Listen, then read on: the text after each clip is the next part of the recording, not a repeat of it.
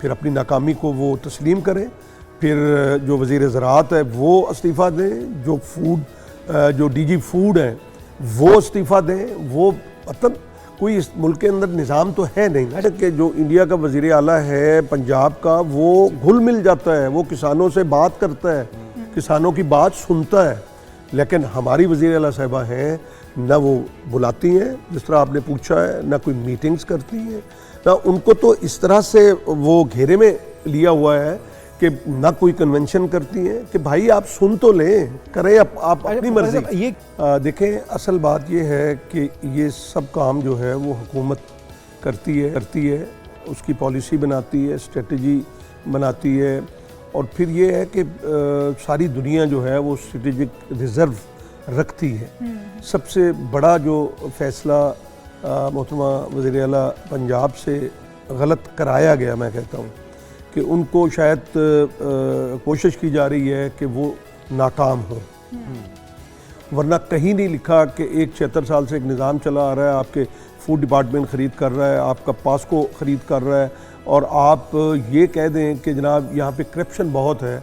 अगर ये बात है तो फिर ज़्यादातर हुकूमत तो उनके वालिद मोहतरम की रही है या चचा हजूर की रही है या फिर वो खुद हैं। तो फिर ऐसा क्यों हुआ? इसलिए कि कोई पॉलिसी थी नहीं। यक जुम्बिश कलम से मोहतरमा ने कहा कि जी हम गंदम नहीं ख़रीद करेंगे। आपको याद होगा कि उसमें 2200 अरब रुपए का नुकसान जो है वो किसानों को उठाना पड़ा। फिर अगली दफ़ा इन्होंने EWR की पॉलिसी दी, फिर वो नाकाम हुई, और फिर अभी जो है वो ने एग्रीगेटर की पॉलिसी दी। अब वो भी नाकाम हो गई कि इन्होंने, जिस तरह आपने अपने इंट्रो में भी कहा है, तो असल में बुनियादी तौर पर पॉलिसी का फुकदान है कि ज़राअत जो है वो तरजीह नहीं है हुक्मरानों की तरजीहात और बहुत हैं, जबकि ज़राअत के बग़ैर जो है वो मुल्क नहीं चल की हड्डी है हमारे लिए। अच्छा, 10 लाख टन गंदम इस वक्त दरामद करने की मंजूरी दी गई है, तो क्या वाकई इतनी शॉर्टेज है? क्या किसानों ने प्रोडक्शन कम कर दी सही दाम ना मिलने की वजह से, या फिर ये खुद साख्ता है? जी नहीं जुनैद, बात यह है कि जिस वक्त वज़ीर आला ने कोई रेट नहीं दिया तो आपने देखा कि हमने कहा था कि गंदम जो है वो हम नहीं काश्त करें, मुतबादल ज़राए पे चले गए, मुतबादल पे चले जाएंगे, हम नहीं काश्त करेंगे क्योंकि वारा नहीं खाती। किसान ने वो गंदम वो काश्त करनी है फसल जहाँ से उसको कुछ बचत होगी। अच्छा, इन्होंने समझा कि भाई क्योंकि हमारा कोई सपोर्ट करने वाला है नहीं, सिवाय के मीडिया पे हम आके बात कर लें, अपनी पहुंचा दें, तो इन्होंने जो है अगर ये रेट दे देते तो फिर गंदम होती। जबकि इनके मिनिस्टर जो हैं आशिक करमानी साहब या बाकी मिनिस्टर, वो आके आपके मीडिया में प्रेस कॉन्फ्रेंसेस करते थे कि जी 1,64,00,000 एकड़ के ऊपर गंदम काश्त हो गई। और आप हमारे प्रोग्राम उठा के देख लीजिए, बल्कि आप ही के साथ मैंने प्रोग्राम किया था और मैंने कहा था कि नहीं काश्त इतनी हुई।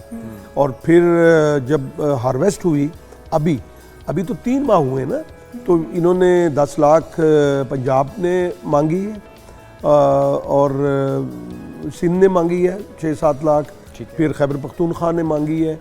तो आप 3 महीने के बाद अगर ये हालात हैं कि गंदम नज़र नहीं आ रही और रोटी आप लेने जाएं आपको 20 रुपए से कम नहीं मिलेगी, रोटी भी ज़्यादा कर ली आपने, किसान का भी इस्तेहसाल किया आपने।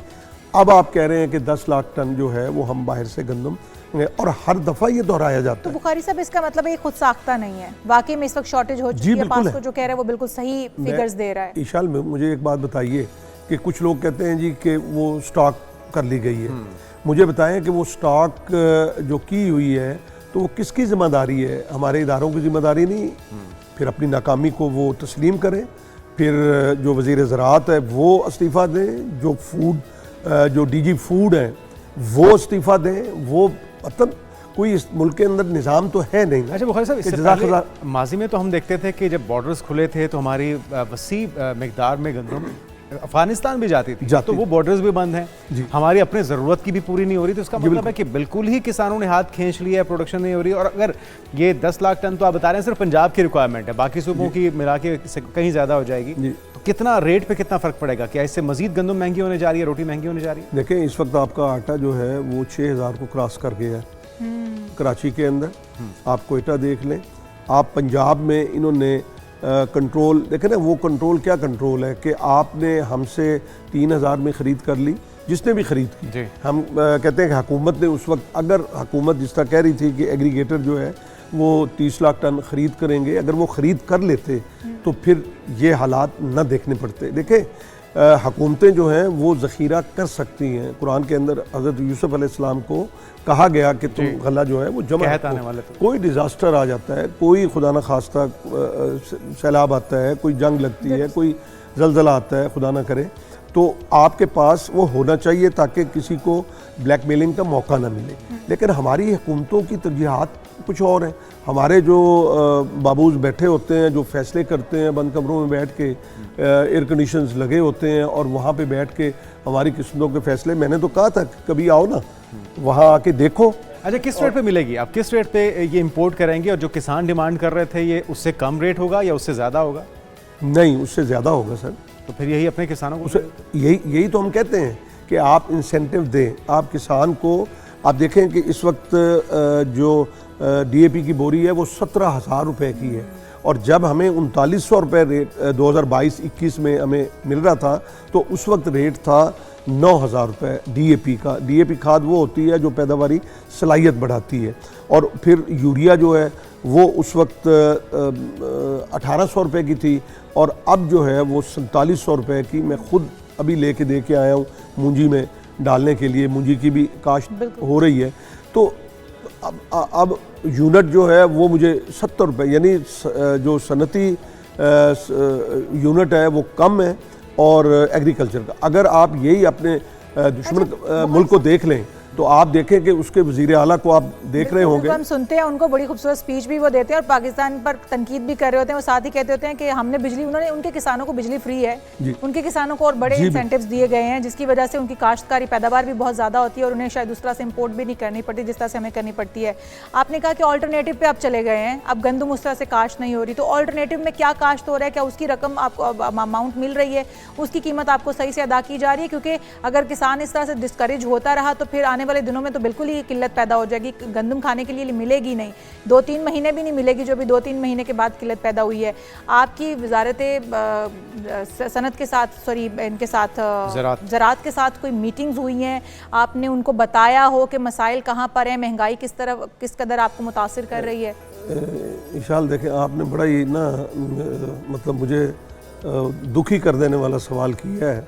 और मैंने एक प्रोग्राम के अंदर कहा था वज़ीर आला साहिबा को कि कभी तो आओ, कभी तो बैठो, कभी तो देखो, कभी तो पूछो, तुम्हारी बस्ती में हम गरीबों का हाल सो गवार सा क्यों। आप एक तरफ देखते हैं कि जो इंडिया का वज़ीर आला है पंजाब का, वो घुल मिल जाता है, वो किसानों से बात करता है, किसानों की बात सुनता है।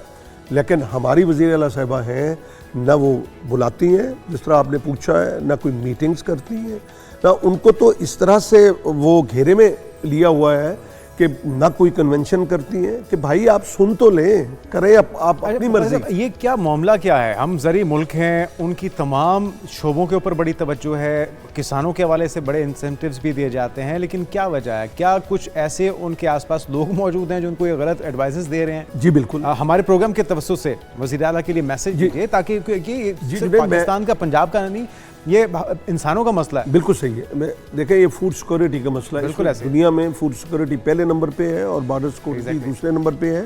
आपने बहुत वैलिड जो है ये सवाल किया है कि अब हमारी रसाई क्या है।